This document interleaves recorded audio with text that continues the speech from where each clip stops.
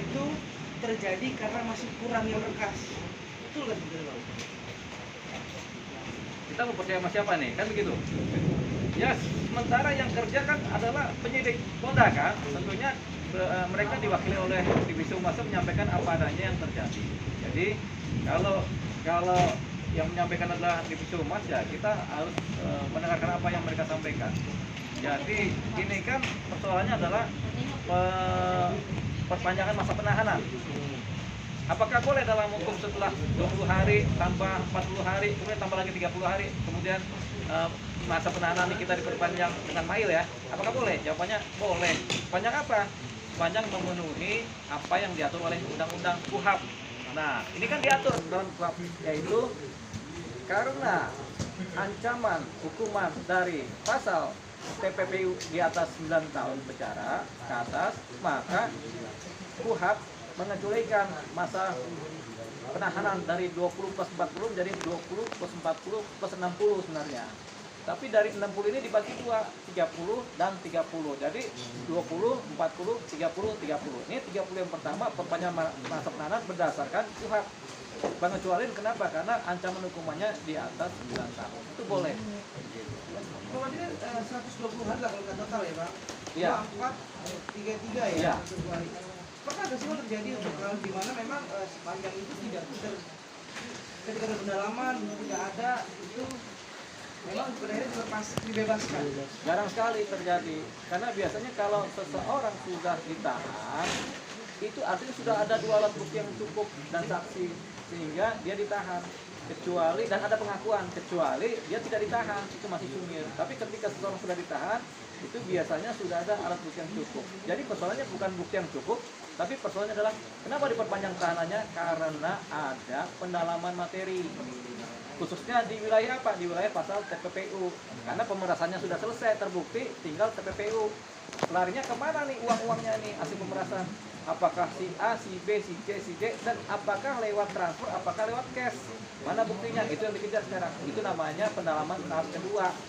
Tahap pertama adalah pembuktian pemerasannya terbukti, baru kemudian tahap kedua adalah TPPU-nya. Kemana larinya Bang? Itu sedang dikejar. Dan mungkin ada kaitan dengan pihak ketiga yang lainnya. Di 30 hari selanjutnya, Pak?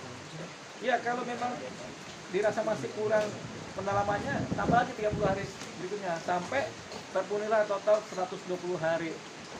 20 plus 40 plus 30 plus 30. Kalau sampai itu semua kemudian masih belum juga, paling tidak yang dikejar adalah pasal pemerasannya dulu yang sudah dianggap sebagai cukup bukti disidangkan. TPPU-nya belum, begitu.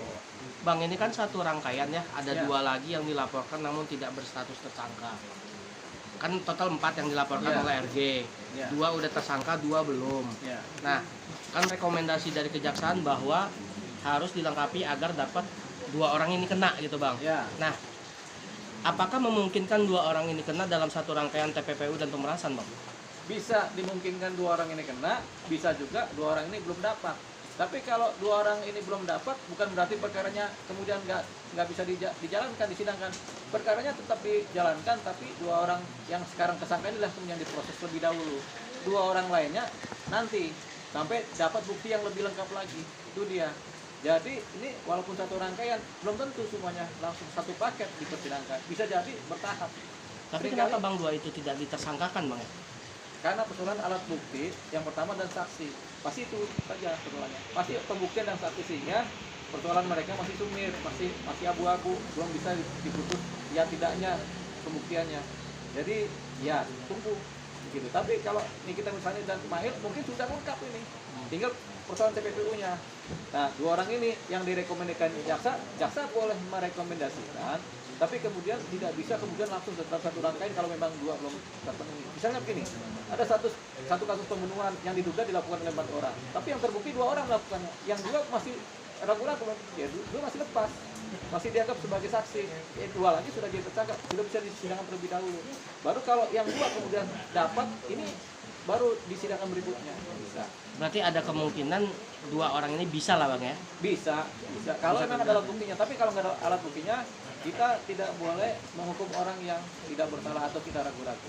Nggak boleh kita menghukum orang yang tidak bersalah atau orang kita ragu-ragu dia bersalah apa tidak, nggak boleh. Makanya pembuktian ilmiah penting, pembuktian hukum penting, saksi-saksi juga penting. Oh, tapi kalau melalui rekaman itu kan memang terjadinya transaksi ya Bang, atau menjembatani. Itu jadi salah satu bukti juga sesungguhnya kan ya Bang? Ya itu Untuk yang dua pihak ini yang belum. ya itu pikiran kita kan, orang-orang dari luar kan mikirnya ini kan bisa jadi alat bukti, tapi pikiran penyidik belum tentu seperti itu.